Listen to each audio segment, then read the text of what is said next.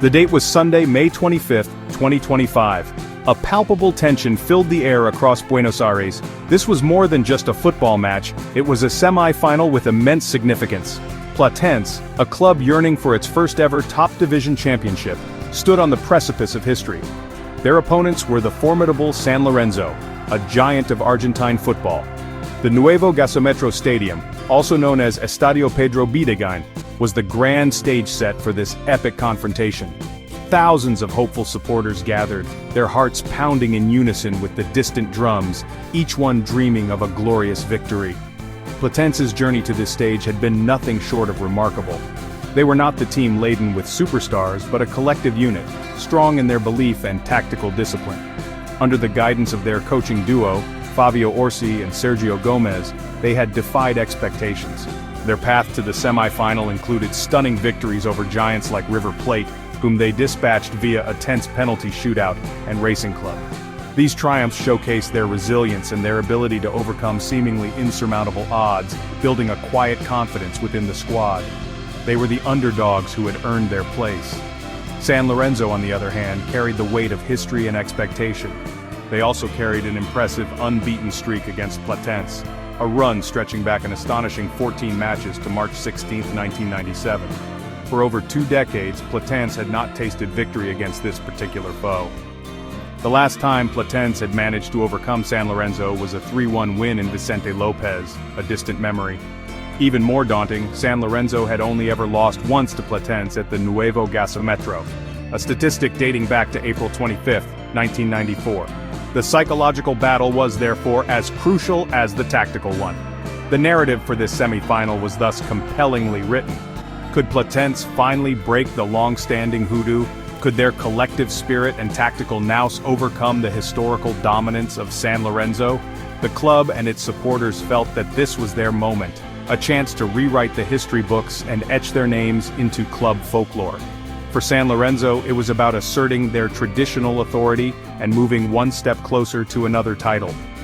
The anticipation was electric. The stage was set for a dramatic encounter that would grip the nation. The match kicked off precisely at 1600 hours, under the expectant gaze of a packed stadium.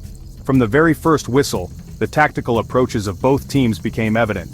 Platense, lining up in a disciplined 4-3-3 formation, showcased their intent to be solid defensively, while offering a threat through their coordinated midfield and forward line. Juan Pablo Cozani stood firm in goal, shielded by a backline featuring the likes of Ignacio Vázquez and Oscar Salomon. Their midfield trio, including Rodrigo Herrera and Lionel Pico, aimed to control the tempo and disrupt San Lorenzo's rhythm, a crucial task. San Lorenzo, managed by their own astute tacticians, responded with a 4-2-3-1 setup. Orlando Gil guarded their net, with experienced defenders like Johan Romana and Gaston Hernandez in front of him. Their double pivot in midfield, Nicolas Trapicio and Ignacio Peruzzi, was designed to provide stability and launch attacks. The creative onus fell upon players like the veteran Iker Muniain and Malcolm Breda, tasked with supplying chances for the lone striker, Andres Vombergar. Both teams, known for their strong defensive records throughout the Apertura 2025, seemed determined not to concede an early advantage. The first half unfolded as a tense, attritional battle. Clear-cut chances were few and far between, a testament to the organization and defensive solidity of both sides. San Lorenzo, perhaps spurred on by their home crowd and historical dominance, pushed hard for an opener. They probed down the flanks and attempted to unlock the compact Platense defense through intricate passing moves. However, Platense held firm, their players working tirelessly to close down spaces and intercept passes, frustrating the home side's attacking ambitions with remarkable composure and discipline. The intensity was undeniable, every tackle was fiercely contested, every loose ball fought for with vigor. The midfield became a key battleground, with Platense's Rodrigo Herrera notably active in breaking up play and initiating counter moves. San Lorenzo's creative midfielders found themselves tightly marked, struggling to find the incisive pass that could breach Platense's well-drilled defensive lines. As the halftime whistle approached, the score remained deadlocked at 0-0, leaving everything to play for in a second half that promised even greater drama and heightened nerves for all involved. The second half commenced with an increased tempo. both teams acutely aware that a single moment of brilliance or a lapse in concentration could decide their fate. The chess match continued, but with a growing sense of urgency.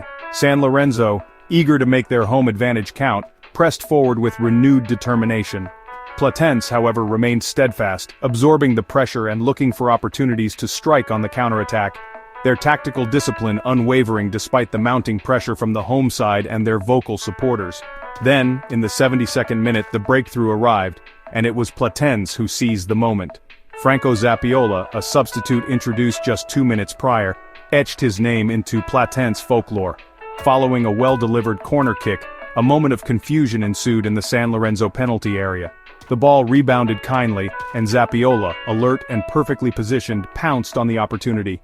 He made no mistake, slotting the ball past a scrambling Orlando Gil, the San Lorenzo goalkeeper, sending the traveling Platense supporters into raptures and silencing the home crowd.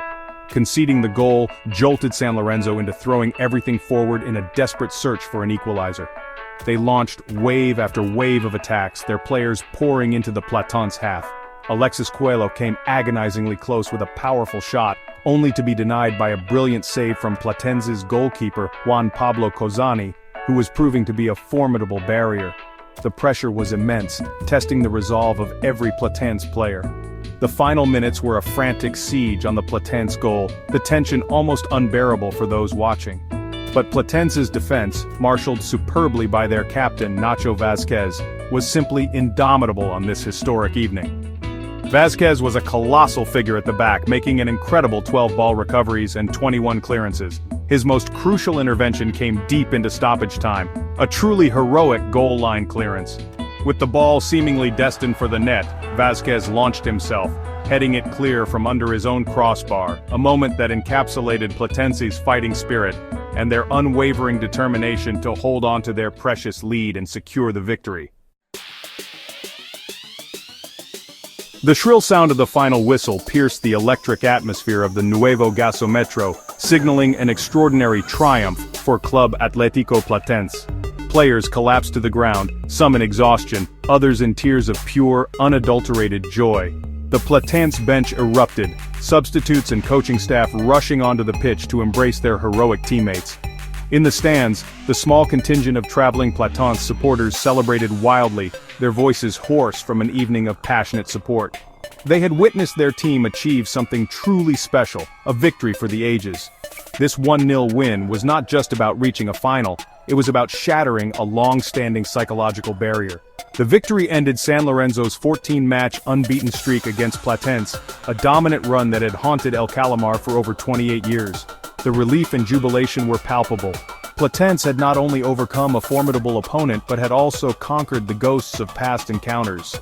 They had proven on one of the biggest stages that they belonged among Argentina's elite, doing so with courage, tactical acumen, and an unbreakable team spirit that was truly inspiring. After the match, Platense coach Fabio Orsi spoke with pride about his team's journey. "We're proud of the journey," he stated, emphasizing the collective effort.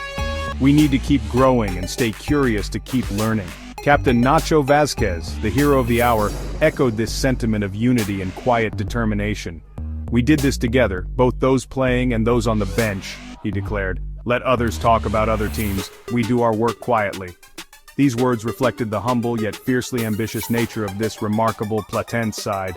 Now an even bigger challenge awaits. Platense will face Huracan in the Apertura 2025 final. The grand occasion is scheduled for Sunday, June 1st, 2025 and will be played at the neutral venue of Estadio Madre de Ciudades in Santiago del Estero. Unlike the semifinals, the final will allow for extra time if the scores are level after 90 minutes. For Platense, this is the ultimate opportunity to achieve their lifelong dream, a first-ever top division championship. The journey has been epic, but the final chapter is yet to be written.